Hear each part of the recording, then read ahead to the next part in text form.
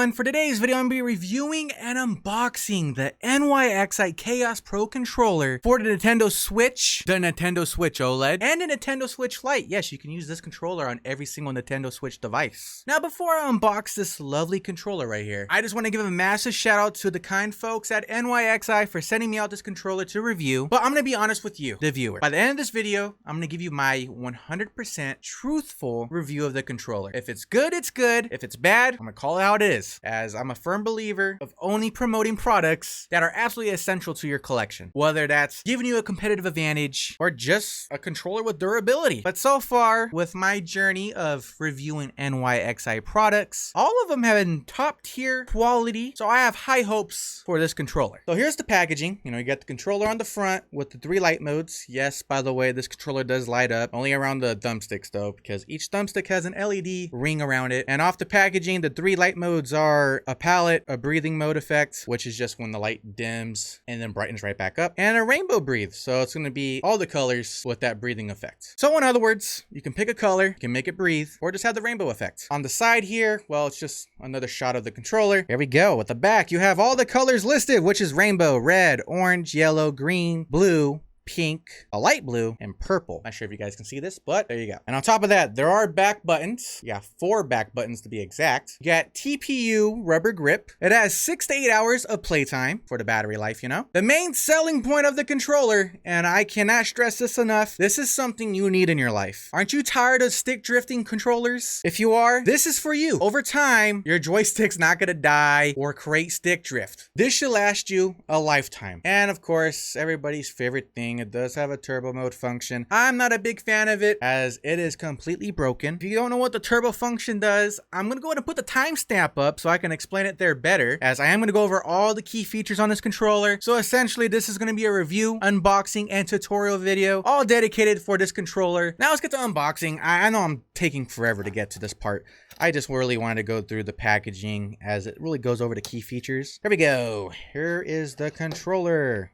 Okay, stuff's falling out. The packaging is not too bad. You guys can see here, the thumbsticks made a mark. I'm not a big fan of that, but this has Hall effect, so I'm not even too worried about that. In the box, you get the controller, you get a USB-C cable, and then the instruction manual, which is pretty thick. So if you're English speaking, like me, all you're gonna need is page 2 through 16. So let's go ahead and take off this protective sticker. This is a pretty good feeling controller. I mean, it's just like their previous model, which is just the NYXI Chaos controller. It's literally the same build, same size. This controller is going to get stick drift before this one does. So first thing first, this controller does have a price tag of $45.99 USD. It's a fair price for this controller. And on top of that, you are getting Hall effect joysticks. Don't forget that. But for those that are a little concerned about the price, I do have a discount code. Of course, wait till the end of the video, but I'm just going to let you guys know I do have a discount code, which is BC5. It will save you 10% off during checkout. The plastic is ABS material. It's sturdy. The grip, like the back said, is TPU material. It's not like that type of grip where you can really feel the grooves. Like, it's a smooth grip, but you can grip the controller without worrying about sweaty hands. And one thing I'm going to point out, the button placement is proper in my opinion. It's literally where your fingers curl, at least mine. Like, my finger right here curls in, and I can just tap any button of my choosing. And all these buttons are just standard buttons. It's not like mouse clicking. If you guys are just curious about the weight, it's literally half a pound roughly. Now when it comes to the length, width, and height of the controller, the length is roughly 6.3 inches. The width is roughly 4.3 inches. And the height, when you rest it on the table to its highest point, is roughly 2.6 inches. Has a 3-hour charging time, which isn't too shabby. It is a wireless controller, and you can use it wired if you want to. And it uses Bluetooth connectivity. Also does have adjustable vibration, and there are 4 levels of vibration you can choose from, which are 100%, 70%, 30%, and 0%. Also has a wake up function once you have it all connected to your Nintendo Switch device. All you have to do is press the home button and it will wake up, in my case, the Nintendo Switch OLED. It has a 6-axis gyro motion sensor control. Essentially, if you're playing a racing game that has the gyro controls, you can just use your controller to steer. And lastly, like I mentioned before, this controller does have a turbo mode function, but here's the the kicker. You have an option of 3 turbo mode speeds to choose from, which will give you an unfair advantage in certain games, especially if it has PvP, but as all the basic details you need to know about the controller. Now let's get it connected to my Nintendo Switch and show you all the lovely key features. So I suppose first thing first, I'm gonna connect it as a handheld device for all my Nintendo Switch Lite users out there. First thing first, turn on your Nintendo Switch, go down to controllers, go to change grip and order. All right, so as you can see here, I'm struggling to turn on the controller so I can connect it to my Nintendo Switch, and there's a simple reason why this is happening. If you recall that sticker, that protective sticker that I took off of the controller, that was actually a warning sticker giving me a heads up that the controller is in a lock state, or in other words, the controller is not activated, so none of the buttons are going to work. It's not going to turn on. They do this to preserve the battery life during shipping, so when you do receive the product, it's a simple plug and play or connect and play if you do it wirelessly device. So to unlock your device, as you guys will see here in just a moment, all you have to do is just give the controller a quick charge. So just use the cord provided in the box, plug it into your Nintendo Switch dock, and that would instantly unlock the controller and turn it on. But if you do not have a Nintendo Switch dock, you can use a wall charger adapter. Just look at the information on the side of the adapter and make sure that the output says 5V 1A. Some might say like 5V equals 1A, but as long as it says 5V and 1A in the output section, you're good to go. And the reason I am stating this is because on page 8 of the instruction manual, it gives you a little warning of not using fast charging cables and wall adapters to charge the device because it can damage the controller, and we don't want that. So just make sure the wall charger adapter has an output of 5V1A, and if you don't like the cable that was provided, you can use a different cable. Just make sure that it's not a fast charging cable such as the Thunderbolt ones. And just to be on the safe side, I highly recommend just using the 480 USB-C cables. You can actually find a 6-foot official Nintendo universal USB-C cable at GameStop, or you can just go for the braided 480 USB-C cables, as those will definitely have a longer durability than the cable that was provided in the box, as the one they provide is a standard 4-foot USB-C cable. And the reason why I'm even advising only using the 480 USB-C cables is due to the fact that the USB slots on the Nintendo Switch dock are USB 2.0, and those are only rated for 480 megabytes per second. So just to avoid any chances of damaging this controller, just use a 480 USB-C cable.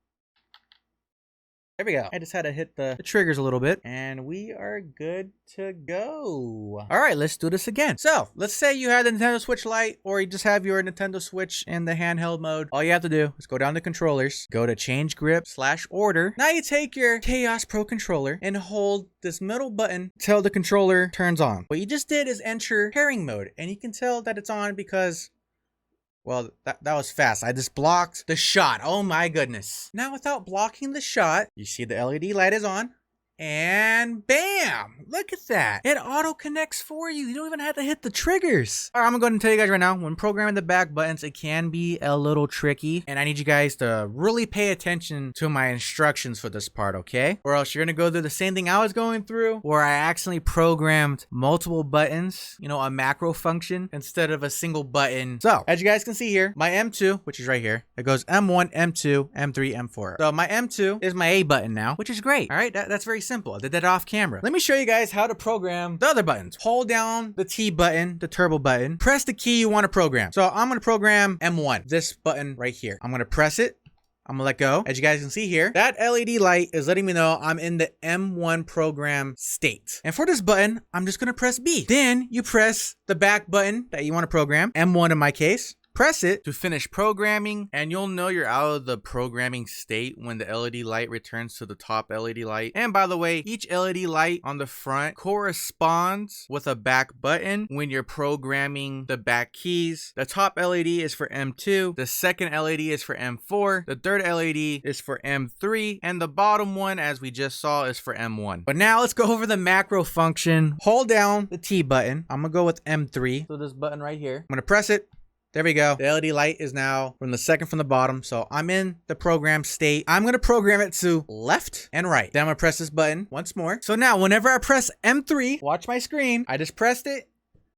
Wow, look at that. I went left, then right. Honestly, a pretty cool feature. And now if you guys are just curious of how to clear the back buttons, you can clear it. All you have to do is turn off your controller. So just hold down the home button. And once the LED lights are off, hold down the home button once more to turn it back on. And once it turns on, hold Y and B down, then press home. Now, whenever I hit the back buttons, nothing is happening because I cleared it. Now let's go over the lights. And for this, I do have to turn off all my ambient lighting so you can actually see what exactly I am doing to the controller. So all you have to do, hold down the T button. I know you guys can't really see me holding it down, maybe very faintly, but I'm holding it down. Then you click down on your right stick and boom, we're in the colors now. So I got red, orange, yellow, green, a bluish green in my opinion, dark blue, pink. I mean, it's kind of purple, rainbow. Now, if you want to go through the different color modes, you know, the palette, breathing effect, and rainbow breathing effect, hold down the T button and double click your right stick. Now you got the breathing effect. If you don't like that, hold down the T button once more and then double click the right stick. Then you'll have the rainbow breathing effect. And if you don't like that, just double tap the right stick once more and it's off. And if you want to turn it back on, just repeat the same steps and we're back to the palette mode. Now let's just say you're not a big fan of the brightness. Don't worry, there's a setting for that too. Hold down the turbo button and then long press your right stick. Now it's just gonna cycle through the 4 different levels of brightness. There's low, kinda bright, and bright. Then when you find a brightness level that you want, just let go of the right stick and it will set it to that brightness level. I'm gonna set it to the lowest setting. And then if I want to turn it right back up, just hold the T button down and long press the right stick, and now we're at the brightest level. Well, I just found out some very unfortunate news. The devs for Rogue Company have dropped Nintendo Switch support. Plus, I really wanted to showcase the turbo mode function on that game, but luckily, I have Pokemon, and if you do have Pokemon Scarlet or Violet, this controller is honestly perfect for farming. Alright, I didn't mean to set it off already, but all you have to do is hold down the turbo mode button, and then press the button you want to spam. So, as of right now, I'm spam clicking A, and literally I'm setting out the controller right here. I'm not even gonna touch anything. Okay, I gotta tag in. So to turn off turbo mode, hold down the turbo mode button, then you just press the button that you set the turbo mode to. In my case, I set mine to A, so all I have to do now is just press A and it turns off. All right, now let me just show you guys how to actually turn it on. So hold down the turbo mode button, the T button, then press the button you want to spam click. I'm gonna spam click A once more.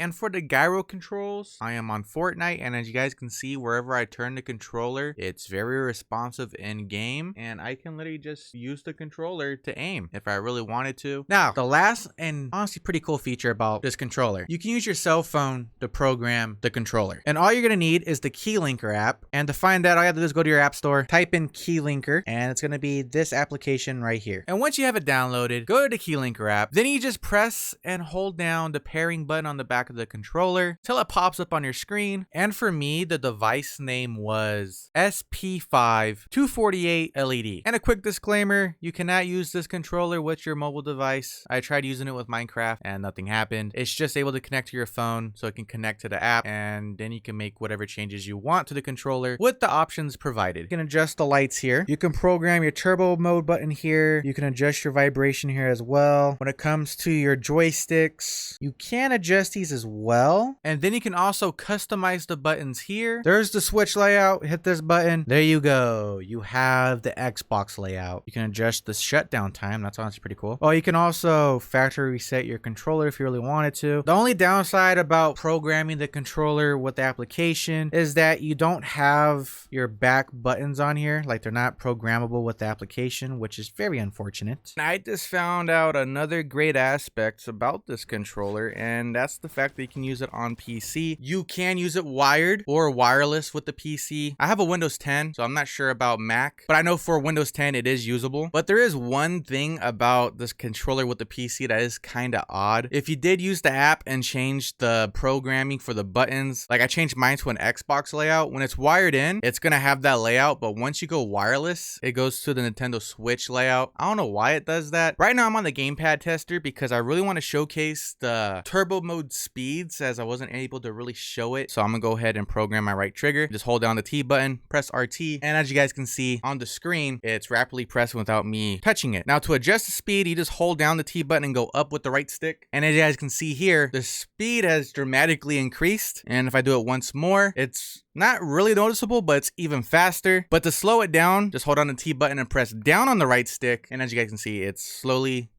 slowing down. And if you guys are just curious about connecting the controller to your PC, just use the USB-C cable provided, and it's a simple plug and play. But if you want to do it wirelessly, it's just like connecting to your Nintendo Switch. Just hold the pairing button on the back of the controller, go to your Bluetooth settings, and it should pop up as Pro Controller. But that is all for the controller. If you guys have any questions regarding the NYXI Chaos Pro Controller, feel free to ask them down below in the comment section. I will reply to you as soon as possible. But overall, I am really impressed with this controller. For me personally, I am giving this controller a 10 out of 10, mainly because of the Hall effect joysticks. It's something that I wish all controllers can come with, but luckily NYXI and K-Silver were able to collab and make this a reality for us Nintendo Switch users. But let me give you guys my pros and cons list for this controller. For the pros, in all honesty, this controller just looks like a Nintendo Switch Elite controller. However, when you compare it side by side to a regular Xbox One controller, it's pretty much identical. I prefer the feel of an Xbox One controller, so that's definitely a major plus for me. It's honestly just super comfortable in my hands. Plus, you have the really nice soft grip. You have 4 programmable back buttons. On top of that, you can set these back buttons to a single button or a macro function. And for that macro function, you can program up to 16 buttons per back button. It also has that broken turbo mode, like I've already praised about. It has Hall effect joysticks. You'll never get stick drift. And overall, I just love how sturdy this controller feels. I know it's gonna last a long time, and I highly recommend those who are out on the market for a new Nintendo Switch controller to purchase the NYXI Chaos Pro Controller. But when it comes to my cons, it's not really directed towards the controller. It's mainly directed to the KeyLinker app. Number one, it's unfortunate that you can't program the back buttons on the application. And on top of that, if you do use this controller on PC, oh, that's also a pro. You can use this on PC, at least on Windows 10. But the other issue is when you change the button layout and use it on PC, if you plug it into your computer, the button layout that you customized will still be there. But as soon as you go wireless, it just goes back to the default layout. Then again, this controller is just advertised as a Nintendo Switch